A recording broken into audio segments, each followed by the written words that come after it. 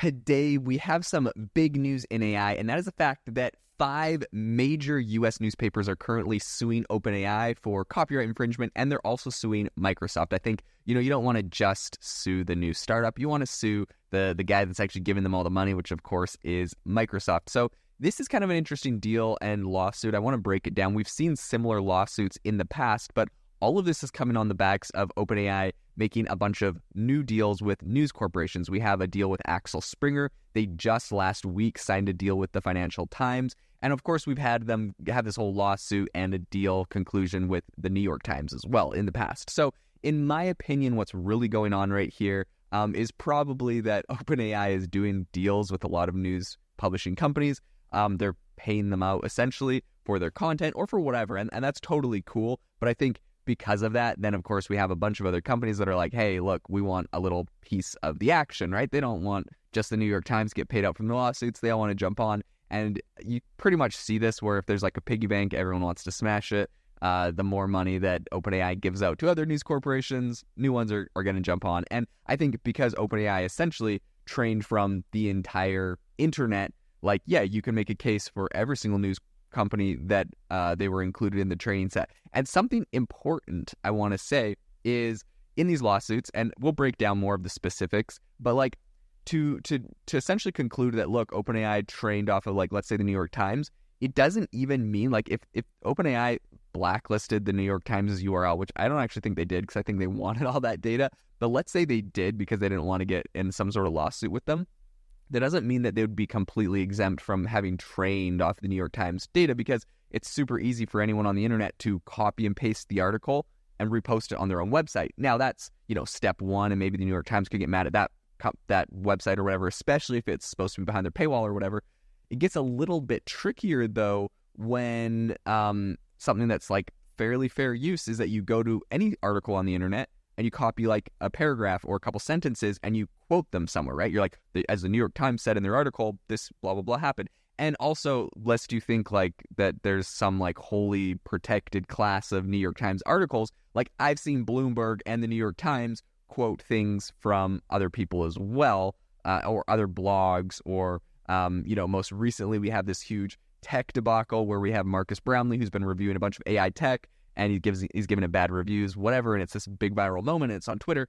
Yeah, every major news company is quoting direct quotes from his YouTube videos, and they're also direct quotes from his X account and people that are commenting on his X posts. So, like, I don't know, it's, in my opinion, it's all fair use, right? Like, we have things happening and there's commentary going down. So I say all of this because it makes it a little bit trickier when you're doing these lawsuits and you're saying, like, OpenAI trained off of a New York Times snippet, because the way they actually prove that is they try to go to OpenAI and say, like, hey, give me like an exact quote from this article about this thing that happened. And if OpenAI spits out like a direct quote from the New York Times article, the New York Times like, haha, we caught you, right? So anyways, but like, it doesn't necessarily mean it's actually from the original article. It could be someone quoting it. And is that even bad? Because like, it's kind of fair use for us to grab quotes from things that are happening and talk about them. I think like, obviously it would be bad if you said, what happened in this specific event, and it like literally copy and pasted the whole New York Times article, but it's not even doing that. And I think it gets one step further. Sorry for all of my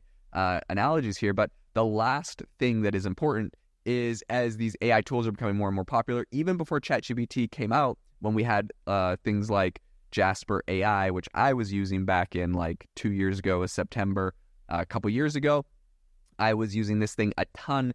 And that was kind of essentially Da Vinci, which was an older version of ChatGPT before ChatGPT was released. Whatever. The point is, people were using these AI tools to rewrite articles. And today you can go stick a New York Times article into ChatGPT, get it to rewrite it, even though the New York Times might have had exclusive data on that. And then maybe the New York Times could get mad about that. But at the same time, what's the difference between that and like me reading a New York Times article and writing my opinion piece on what they said, right? Everyone's kind of doing it. So there's a lot of gray areas. So these lawsuits are a little interesting. Let's dive into exactly what's going on here. So who are the newspapers?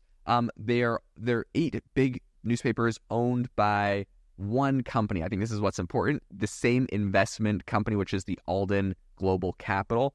I think it's important because it's not like all of these guys are friends and they all get together and sue OpenAI. Really, it's Alden Global Capital that's suing OpenAI. So let's make that clear.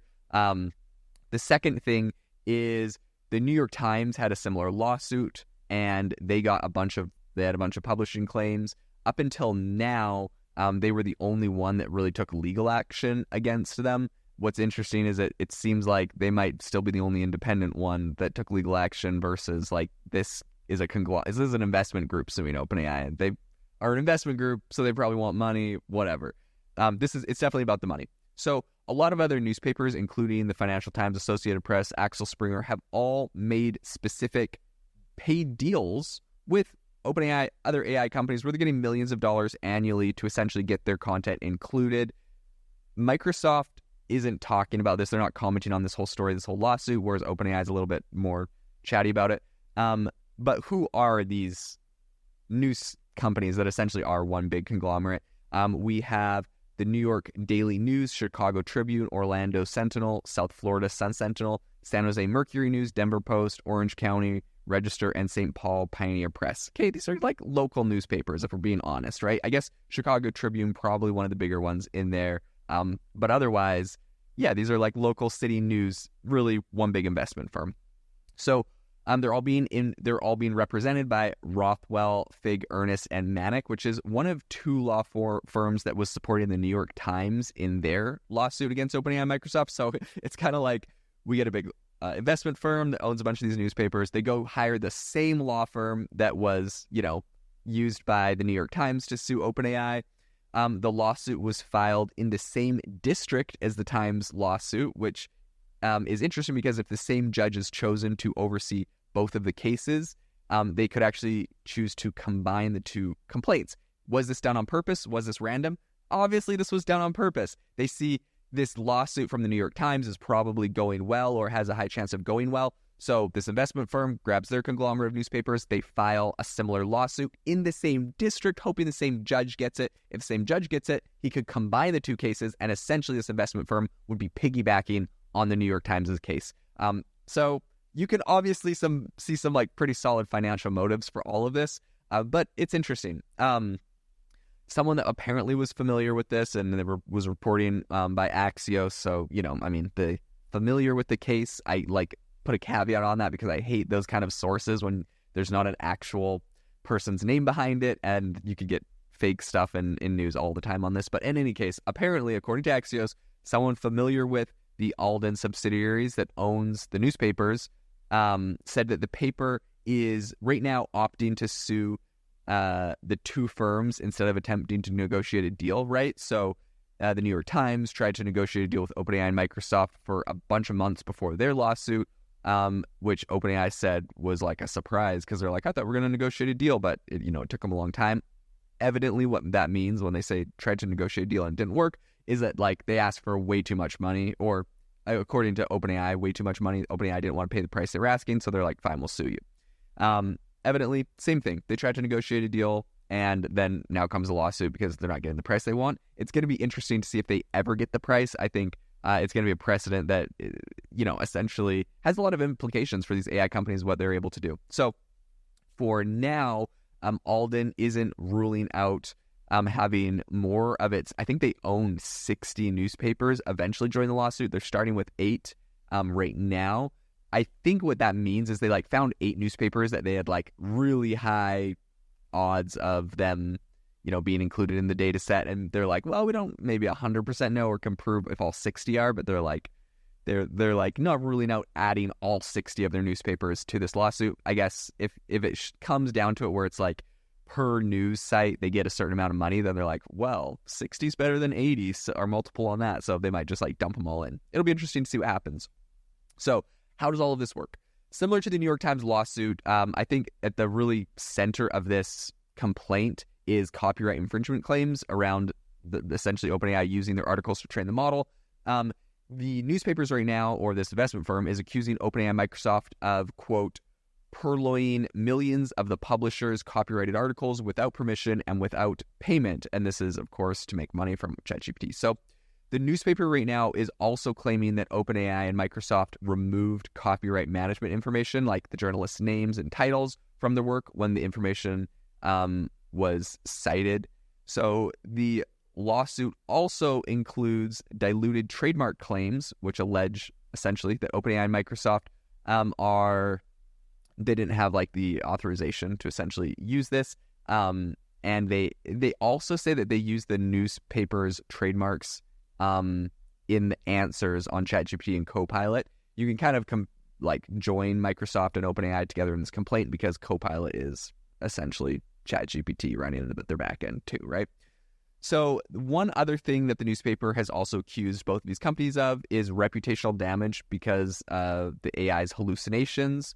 So essentially they're like, look, you're like using our info and you're like using that to give people answers, but then it can also hallucinate and say the wrong thing. And that's bad for us because I think this point is kind of moot because like obviously maybe I guess if I straw man this or steel man this, maybe what they're saying is, according to the New York Times article, this thing happened, right? So maybe ChatGPT could say that. And then it had like some erroneous fact, and then they're like, it's going to damage our reputation because now it's associating our brand name with that. The easy solution is to just like tell ChatGPT, they could just hard code it to say you're never allowed to say the New York Times or the Washington Post or whatever. There's obviously pros and cons to that. It'd make it feel like less high quality stuff. I think that if they want to play hardball, OpenAI does that. And as far as like stealing their copyright and branding, obviously it's like Google, in my opinion. It's helping their branding. It's making them relevant to cite them. The last time I went to the New York Times to read an article was, frankly, never. Probably because it has a paywall, but also because, I don't know. I get my news in other ways. I get it from newsletters. I get it from different places. So it seems like it's becoming less relevant. If you want to stay relevant, I think it's probably great to be cited. There's a higher chance that I'm going to go read a New York Times article if I see it quoted in something, even in ChatGPT, than if it never says the name. So it's kind of interesting because they're like mad they're using their data but they don't want them to use their name, whatever. Let's talk about the big picture here. I think the outcome of this lawsuit is going to be really big for how AI companies incorporate news into their content. So news publishers up until now have obviously just relied on ad revenue that has come from search traffic. It's been 20 years where we've seen this. Generative AI tools can essentially wipe that out because I'm not always going to Google. I mean, honestly, I use Perplexity, I use U.com, I use a lot of other tools instead of Google. So Google's getting disrupted in this, but I'm getting like a concise roundup of answers. I also use like newsletters, which has kind of replaced my like AI newsletters are fantastic. Shout out. And so like I use that to get a lot of my AI news and they cite the sources, but I'm not going to click on it if they give me a really concise, which I know they just use AI tools to like summarize an article or whatever. But if they're just going to summarize it right there, I don't need Google to find it and I don't need to read the article to get the information. So like, yeah, between the two of those, it is quite disruptive. So that's been the model. And it's definitely getting disrupted. They're all concerned about that and they all don't want this to happen. So it's going to be interesting to see how this plays out. OpenAI right now has already opposed both of these lawsuits. They're fighting both of them in courts. And they say that the New York Times specifically cited how OpenAI's tools regurgitated verbatim copies of the New York Times. So they're saying like it's literally just spitting out the same thing. And they say that this is a rare bug that we're working to drive to zero. In other words, ChatGPT isn't designed to copy and paste, so this is probably not something that happens a ton. If it does, it's a rare bug they're working to drive to zero, as they've said. And so, yeah, obviously everything's just going to get rewritten. In any case, it's going to be fascinating to see how this goes. If you enjoyed the podcast today, if you learned something new about these lawsuits and kind of how the landscape is going to play out in the future, I would really appreciate it if you like the video or give us a review if you're listening on Apple or Spotify. Subscribe, and I will catch you in the next video.